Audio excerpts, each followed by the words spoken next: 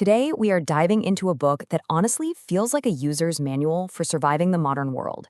It's called Don't React to Everything by Zen master Shunmyo Masuno.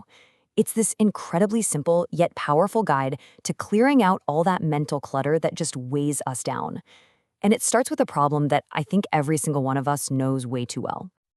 You know, the core problem this book really gets at is that feeling of being mentally overloaded. It's like our attention is being pulled in a million different directions at once, and at the end of the day, we're just left feeling completely scattered and drained.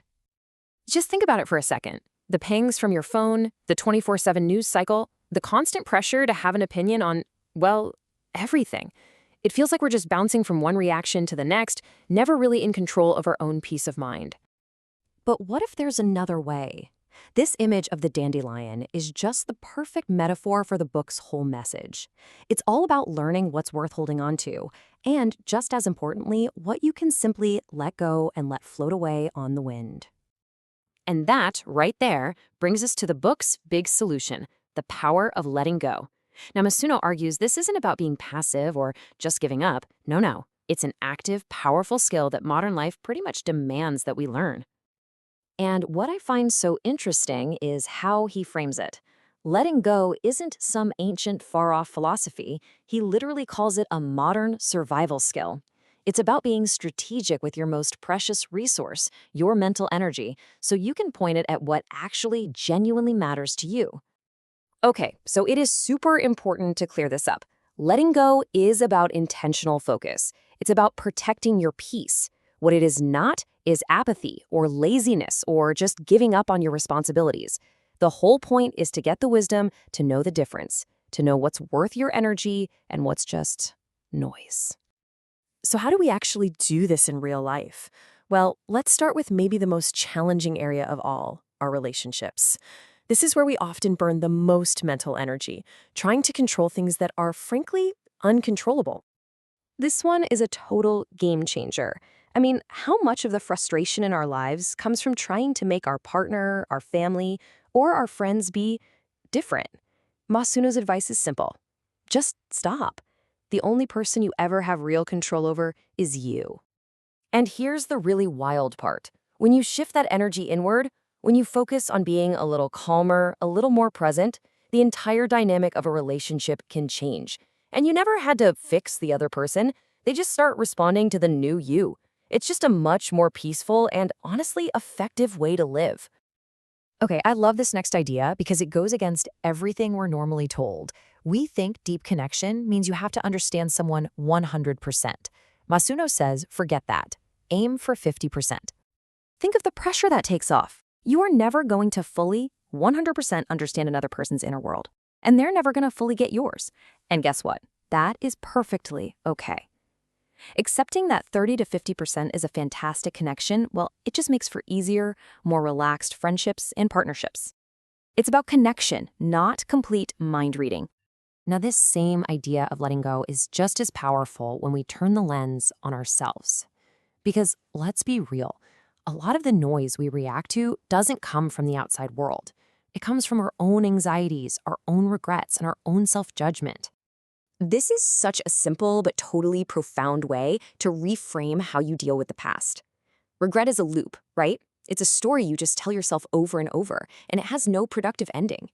But a review is a tool.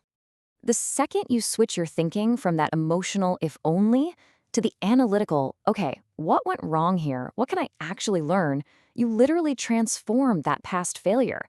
It goes from being a source of pain to being a valuable lesson. It becomes a cornerstone you can build on. You're not erasing the past, you're using it. And this, right here, is the ultimate antidote to the poison of social media. The game is not, am I doing better than that person? The only game that actually matters is, am I a little bit calmer, a little bit wiser than I was yesterday? That's the only comparison that leads to real growth. All right, finally, let's apply this to the outside world, which, is louder than it's ever been. The key here is to become an active filter, not a passive sponge that just soaks up every little bit of information and outrage. This is such a critical distinction. Social media can be a great tool, for sure, for connection, for information, but it is not a reflection of reality. It's a highlight reel. And it's often just a space for arguments that have no substance. Getting sucked into that is a guaranteed way to drain your mental battery for absolutely no reason. I find this idea of information social distancing so helpful. Just like we protect our physical health, we have to protect our mental health by being selective about what we let in. You do not have to know everything. You don't need a hot take on every single issue. And that leads us to this incredibly freeing phrase. We feel so much pressure to be informed all the time. But saying, I don't know, isn't a sign that you're ignorant. It's a sign of wisdom. It's you declaring, I'm choosing where to put my attention, and this particular thing isn't it right now. It's such a powerful way to take back your focus. So after all this philosophy, you might be wondering, what can I do right now? Well, the next time you feel that wave of anger or frustration starting to build, Masuno offers this beautifully simple, super practical technique you can use in that exact moment. It's called the 3-second anger breaker. So next time you feel that heat rising, just pause. First, silently, just repeat to yourself, thank you, thank you. That creates a little gratitude. Then, don't rush, don't rush. That slows down your momentum. Next, wait a moment. Wait a moment. This creates that crucial space between what happened and how you react. And finally, it's okay. It's okay, I'm not tense. You're literally reassuring your own nervous system.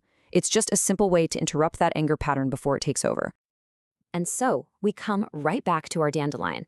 This is the entire philosophy in one single sentence. So much of our stress comes from wrestling with things we just can't change. The real secret to a calmer, more effective life is to gently release your grip on those things, and then pour all of that recovered energy into the things you can control, your own actions, your own mindset, your own breath. And that leaves us with one last question. This isn't about changing your entire life overnight. It's about making one small, intentional choice. Maybe it's a past regret, an argument online, the need to change someone else. What is the one thing you will consciously choose to let go of, starting right now, today?